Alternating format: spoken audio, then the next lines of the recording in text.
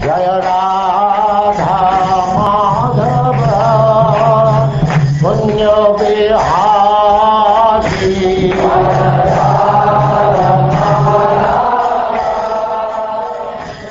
And now chapter 22. Bali Maharaj surrenders his life.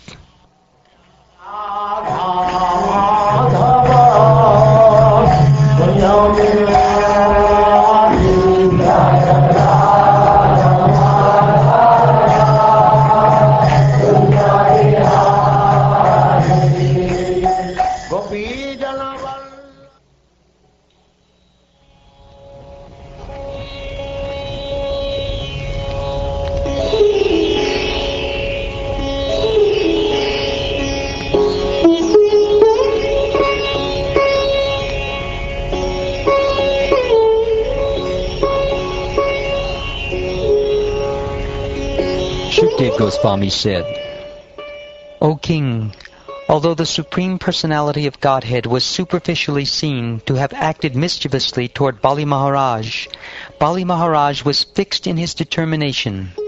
Considering himself not to have fulfilled his promise, he spoke as follows.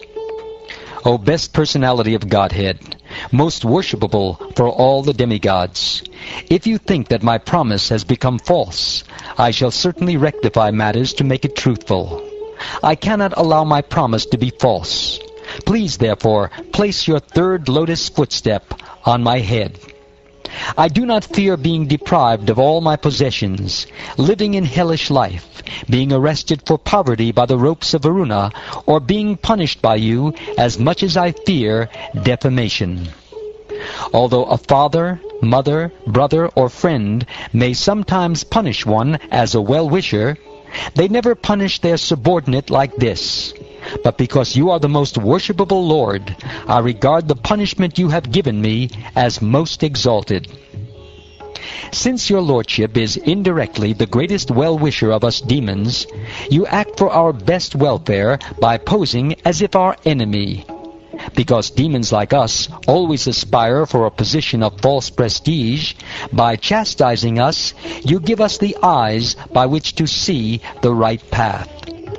Many demons who are continuously inimical toward you finally achieve the perfection of great mystic yogis.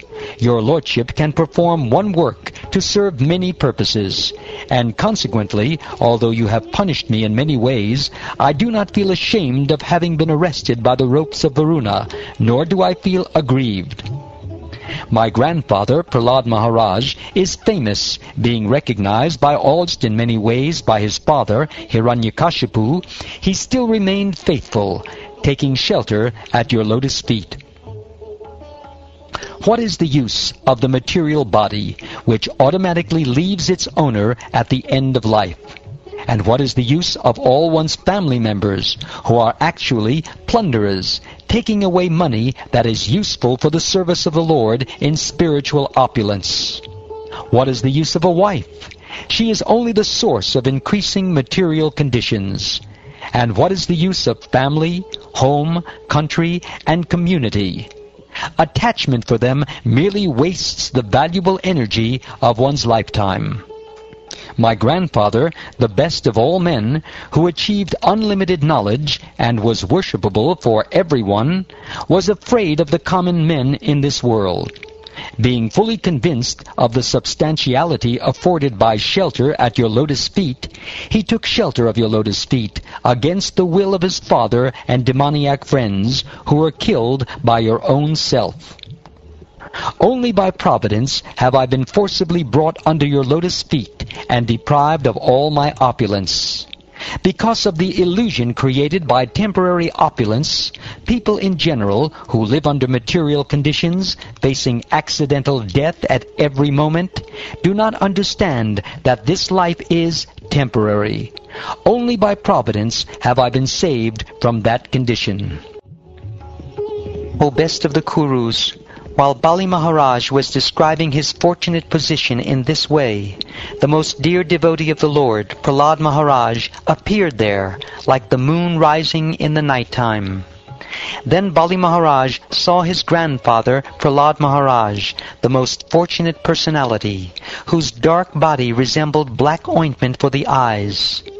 His tall, elegant figure was dressed in yellow garments. He had long arms, and his beautiful eyes were like the petals of a lotus. He was very dear and pleasing to everyone. Being bound by the ropes of Varuna, Bali Maharaj could not offer befitting respect to Prahlad Maharaj as he had before. Rather, he simply offered respectful obeisances with his head, his eyes being inundated with tears, and his face lowered in shame. When the great personality Prahlad Maharaj saw that the Supreme Lord was sitting there, surrounded and worshipped by his intimate associates like Sunanda, he was overwhelmed with tears of jubilation. Approaching the Lord and falling to the ground, he offered obeisances to the Lord with his head. Prahlad Maharaj said, My Lord, it is your lordship who gave this Bali the very great opulence of the post of heavenly king, and now today it is you who have taken it all away. I think you have acted with equal beauty in both ways, because his exalted position as king of heaven was putting him in the darkness of ignorance. You have done him a very merciful favor by taking away all his opulence. Material opulence is so bewildering that it makes even a learned, self-controlled man forget to search for the goal of self-realization. But the Supreme Personality of Godhead, Narayan, the Lord of the universe, can see everything by his will. Therefore I offer my respectful obeisances unto him.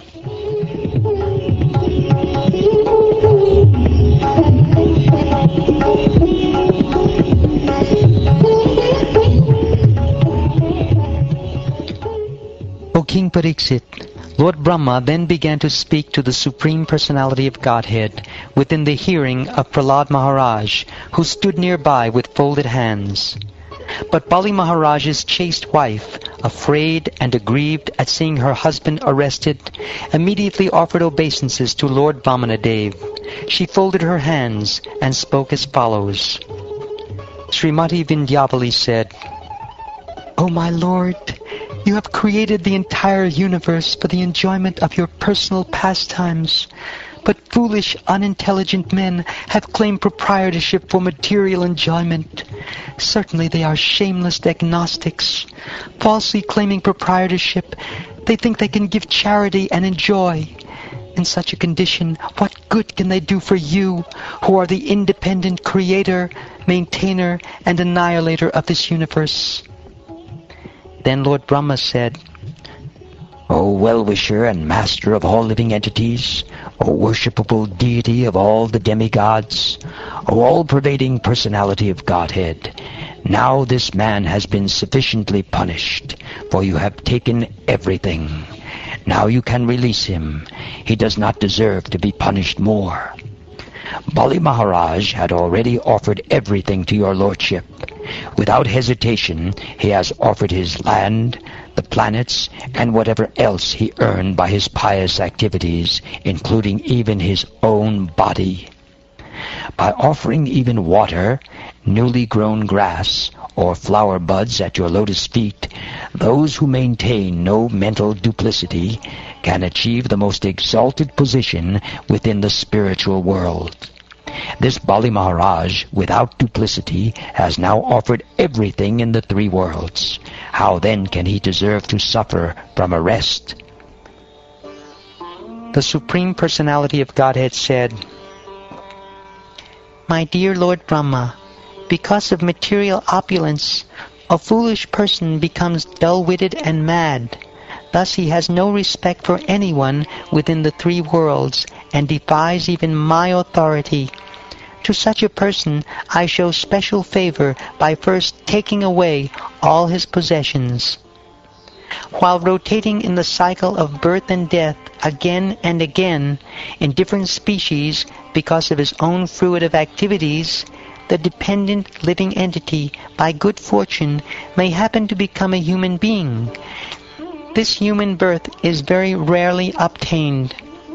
If a human being is born in an aristocratic family or a higher status of life, if he performs wonderful activities, if he is youthful, if he has personal beauty, a good education, and good wealth, and if he is nonetheless not proud of his opulences, it is to be understood that he is especially favored by the Supreme Personality of Godhead.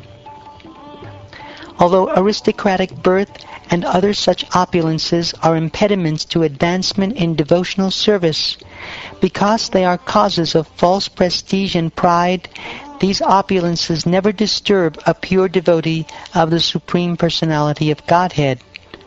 Bali Maharaj has become the most famous among the demons and non-believers, for in spite of being bereft of all material opulences, he is fixed in his devotional service.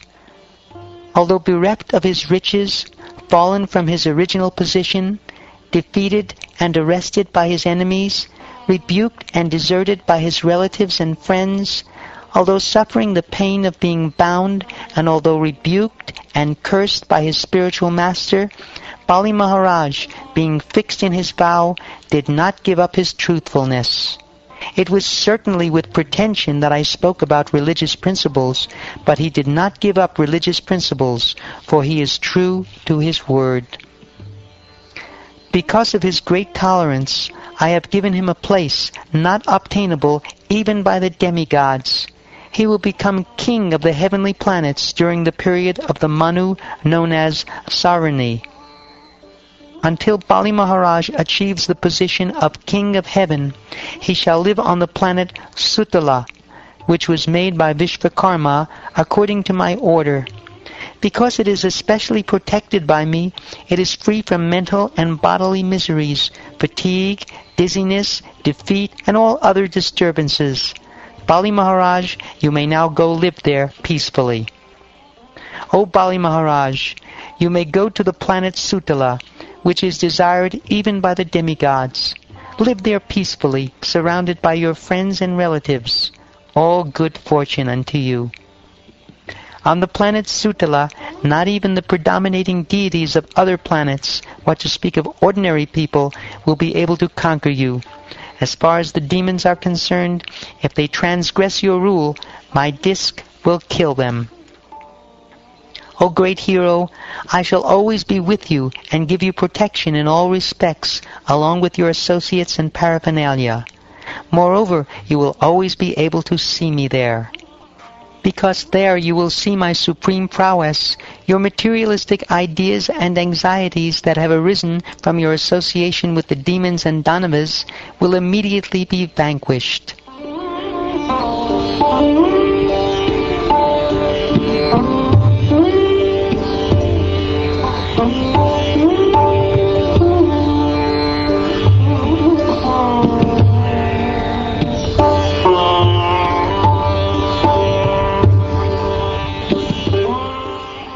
Thus ends the 22nd chapter of the 8th canto of the Srimad Bhagavatam, entitled Bali Maharaj Surrenders His Life.